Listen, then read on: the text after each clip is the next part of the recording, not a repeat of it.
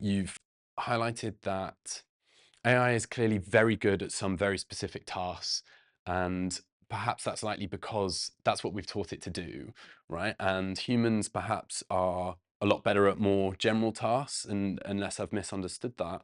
Um, then why do we still have all of these headlines in the media and these maybe tech conglomerates shouting at us to be afraid that it's so much smarter than us?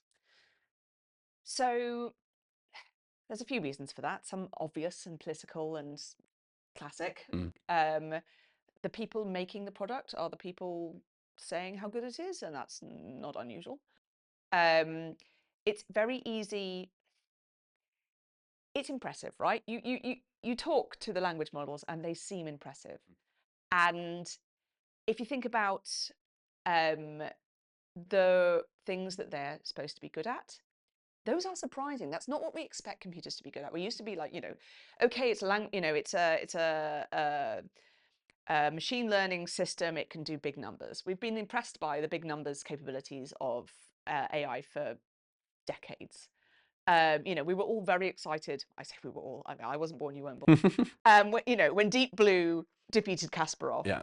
um, that that was headlines and headlines and headlines, and that was a really tiny AI compared to what we have now. So one of the reasons is that it's really very impressive, and it's because it's doing language, and we're not used to AIs doing cool stuff with language. That's really, really new. We're just really surprised by it, and we're really impressed by it. Another reason is that we think certain things are difficult that are not. Mm.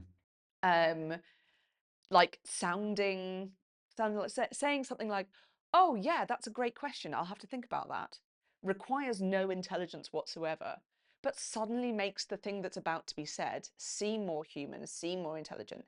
There are certain little behaviors that make the system seem like another person, and then it does something impressive because it knows the whole internet, and then it's like a person that knows the whole internet, and isn't that person clever? So there's lots of our tendencies and our biases that it's really feeding into. So there's we have this real tendency to anthropomorphize things in general, right? If you've ever shouted at your alarm clock, or the computer says it can't see the printer, you're like, it's right there. Mm. We have a tendency to put agency and to put human likeness on things in general. And these things have been trained on human language, human interactions. They seem human. And so it's very, very easy for us to use our framework for understanding human behavior for understanding the behavior of the AIs, which again makes them seem extremely impressive. So that's one answer, that it is impressive and it feeds to our biases of seeming impressive. So it has that kind of thing. Another thing to watch out for Mm. is when you or I go on the internet and talk to Claude or Gemini or GPT, we are doing a very narrow set of things. Yes, it can produce all sorts of information, all sorts of answers, but the actual interaction we're having with it is very narrow. And there's been an awful lot of hype about the things this is going to be put to use doing. But it's been a few years. And okay, there's lots of companies trying to push their AI product down your throat. Um, I don't know, back at you. As a customer, how often do you just go, no, no, I don't want that, because you've experienced it a couple of times and you're like, you know what, it was impressive for 5 minutes and then it got really annoying and really frustrating because I actually couldn't do the thing I wanted. And actually that is in practice what's being discovered, that it's incredibly impressive, but in narrow applications. And then as soon as you go beyond those narrow applications, it can be really impressive, but it is not reliably really impressive.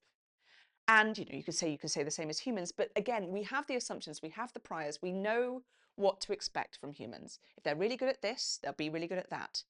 We have a predictive framework where we can know what to expect from them and know what we can trust and what we can't trust. If I have a 15-year-old work experience student who's really smart, I might be like really impressed with them, but I'm not going to let them write a paper for me and not proofread it, right? Yeah. Because I know what I can expect from them to be able to reliably do based on who they are, what experience they have. and what I need to check, what I need to cross-reference, what I need to follow up on.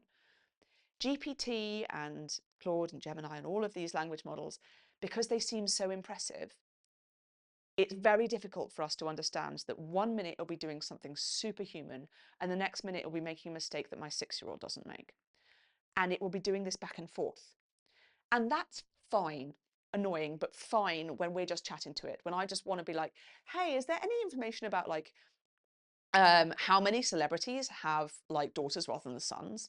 One, really low stakes, doesn't matter if it's wrong. And two, um, I can easily, cross-reference or check, it doesn't matter. If you've got it in a customer services chatbot, it begins to matter, both in terms of if it, just offends someone, then you've got, reputational issues, reputational risks. But you can have situations, for example, and this is not necessarily a real situation, but what if someone said to it, "Are you a human?" and it said yes? It would say, maybe it says no 80% of the time. And then sometimes it's like, well, the most positively received answer to this question is yes. That's a real problem. What if you say, "Oh, no, I want to speak to a human," and it says, "Okay, I'll put you on board with a customer services representative," because that is commonly the answer to that question. But it has not got the capability to do that. So it's just lying. And then what? If a human lies as a customer services representative, and you know they have, there's disciplinary measures, and you're like, don't do that again, and then they might get fired, and then that human is gone. Who is responsible if a, say, Claude-based customer services chatbot lies or hallucinates in that situation? What do you do if it does? And what if it's only lying 80% of the time or only lying 20% of the time? So it's this inconsistency on the first place, and also our inability to know how to predict where it's going to be good and robust and reliable and where it's going to be very hit and miss, sometimes incredible, sometimes terrible. We don't have the underlying predictive framework for doing that. And that's partly because everything's new and changing all the time.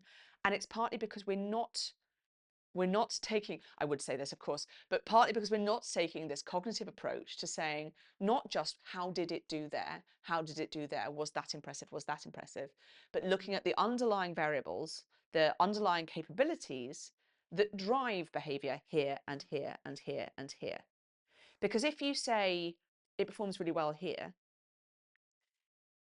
again, if it was a human, that would mean it would mean it has this underlying capability, and it would mean it performs well in all these other places. We don't know what assumptions to make yet with the artificial systems, and so what we need to say is be really clear if it has this latent ability, and then we can start to say, and that means it should be able to do this, and should be able to do this, and should be able to do that. And we're not there yet, which means that any company or any application where it's really crucial that it doesn't fail, both through a lack of capability or through because, it knows the answer, but it's much easier to get to its aim if it just lies, or manipulates or blackmails. We don't know how to be able to say, I guarantee it won't do that. There is no way of doing that. And so if you look at things like, the FDA, that is a system where if you want to put a medical device out into the world, you have to say, the chance of it doing this bad thing, the chance of this inhaler accidentally giving you an overdose is below X%, because you can measure it you know what to measure, you do the statistics, you see. We don't have the measurements, and we don't have the fundamental the measurement to prediction pathway for being able to make any of those guarantees. And so that's why I think on the one hand, that's why there is this this discordance between the amount of hype. It's amazing. It's brain beyond human. It's going to take your job. And yes, in specific places, it is amazing. Sometimes. It's better than humans sometimes. But not reliably. And so you have either companies who are saying that's too high a risk, or you have companies saying, let's do it, that then end up having to backtrack. And there's a big headline saying, oh, well, the system blackmailed someone, or the system deleted a database, or the system actually annoyed all of the customers. And so they have to backtrack and rehire their staff. And these mistakes are costly. So I think the same reasons why I would be hesitant to say, yes, you know, that's AGI or that's AGI, are the same reasons why we're seeing this overhype and being defined as overhype, because we're not seeing it translating into actual use cases. Because it's like having a human who can be brilliant, but half the time won't turn up, or half the time, you know, is the most incredible mathematician, but offends everyone. You're going to put them in a really specific job, but you're not going to put them in customer services. So I think there's, to circle back to the question you actually asked, there is a lot riding on them hyping it. Yeah. They've put so much money into this, and it tantalizingly seems so close that it will be taking over everything. And you know, but we're still in the ... question mark profit bit of the business model, right? Because they've put so much money into producing something that is astounding. But the extent to which it's actually reliably useful is still a little bit of a question mark. It's definitely useful sometimes. I also think that if you look at, and this is where I get, you know, tinfoil hattish, if you look at who has all the money, and then who has all the political influence, and then who has all the media influence, there's certain individuals who not only have a vested interest in maintaining the hype, but also have, you know, a mouth to the ear of the people with the megaphone. Yeah. So it's unsurprising that we're hearing from them. We're not hearing from, you know, that psychologist that works at Berkeley, or, you know, those aren't the people with their mouth to the megaphone. So there's a lot of different things going on there, I think.